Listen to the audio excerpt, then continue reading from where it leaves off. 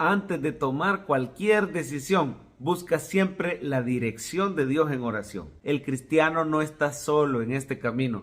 Tenemos la ayuda del Espíritu Santo, tenemos el discernimiento, tenemos la opinión de líderes piadosos, llenos del Espíritu Santo, conocedores de la palabra, y por supuesto tenemos la guía misma del Señor que habita en nuestro corazón. Estamos unidos por el Espíritu a Él y que nos ha dado su palabra. Mire qué importante, la palabra de Dios y nuestra unión con Cristo en el Espíritu Santo nos dan esa guía, nos dan esa dirección. El Señor puede poner delante de ti puertas abiertas o puertas cerradas para que andemos en la voluntad de Dios. Mire, así era el rey David. No daba paso. Por más seguro que él se sintiera, él siempre consultaba al Señor si debía tomar una decisión. Por ejemplo, en el capítulo 23, ahí usted lo puede leer en casa, 1 de Samuel 23. Está David huyendo de Saúl, se le ha formado un ejército, son sus valientes. Ya hemos dicho que esto es un símbolo que representa a Cristo y a su iglesia, perseguidos en este mundo. Pero David dice, quiero descender a la ciudad de Keila a defenderla de los filisteos. Señor, ¿debo ir a Keila y pelear? ¿Los vas a entregar en mi mano? Y el Señor le dijo, desciende, yo los entrego en su mano. Mira el versículo 2, 1 Samuel 23, 2.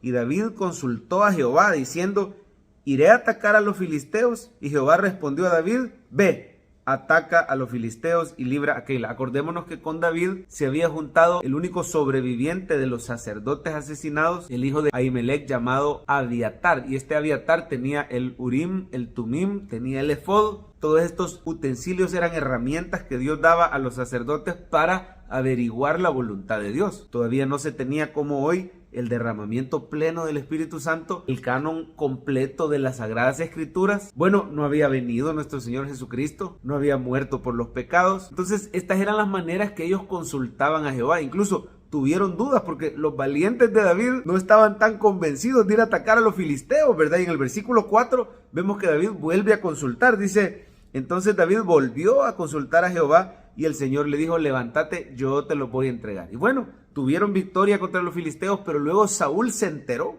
y Saúl los iba a ir a encerrar o a sitiar ahí en Keila. Y David consultó al Señor, siempre por la vía establecida, que era a través del sacerdote Abiatar y el efod. Y el Señor le dijo, sí, va a venir Saúl a Keila y sí te van a entregar los vecinos de Keila. Así que David y sus 600, mire, había crecido la iglesia en ese momento, los 600 de David, huyeron y se fueron al desierto de Zif. Ahí en el desierto de Zif, el Señor escondió milagrosamente a David, lo protegió de Saúl, así como el Señor te protege a ti y a tu familia, así como el Señor te guarda a ti y a tu familia. Pero debemos, como David, procurar siempre consultar la voluntad de Dios. Hay un momento que la voluntad de Dios no se ha revelado todavía claramente en nuestra vida. Debemos aprender pacientemente a esperar, a decirle, Señor, guíame por tu camino. Hay promesas en la Biblia que dice, te enseñaré el camino que debes andar, sobre ti fijaré mis ojos. Agarrémonos de esas promesas para pedirle dirección al Señor. ¿Cómo se pide dirección al Señor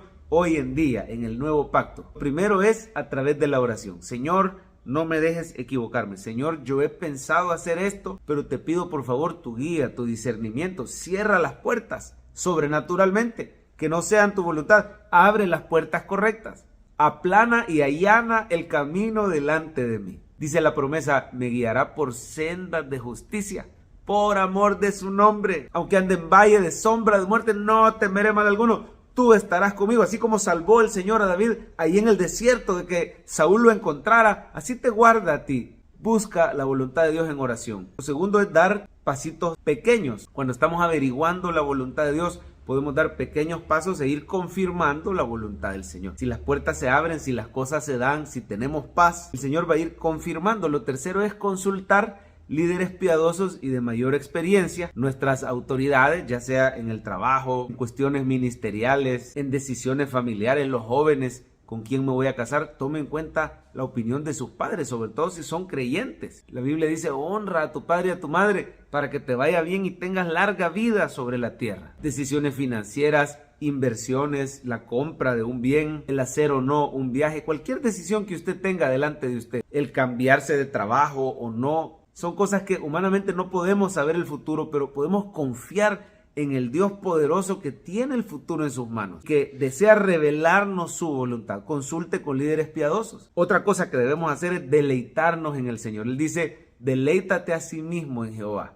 y Él te concederá las peticiones de tu corazón. Pero el original es, Él colocará su voluntad en nuestro corazón. El Señor va poniendo su voluntad para que oremos conforme a su voluntad en la medida que nos deleitamos en su palabra, en la adoración, en su presencia, en los medios de gracia, perseverando en la congregación, recibiendo prédicas, oyendo hablar de Jesús todos los días. El Señor te pone en el lugar correcto, en el momento justo. ¿Usted cree que es casualidad, por ejemplo, que Ruth llegó a levantar espigas justamente al terreno de Booz, justamente cuando Booz iba llegando? Estas no son casualidades, es que Dios nos pone en el lugar correcto, en el momento justo. ¿Habrá sido casualidad que David llegara justamente cuando el gigante Goliat estaba provocando a Israel? En ese momento él llevaba el pan de vida para sus hermanos. No son casualidades, es que tenemos un Dios soberano que quiere revelar su voluntad en la medida que esperamos en Él. Finalmente, confiemos que el Señor es bueno, es poderoso para guiarnos en su voluntad. Aun cuando todo parece perdido. Mira, al final de ese capítulo 23, David prácticamente ya había sido encerrado por Saúl.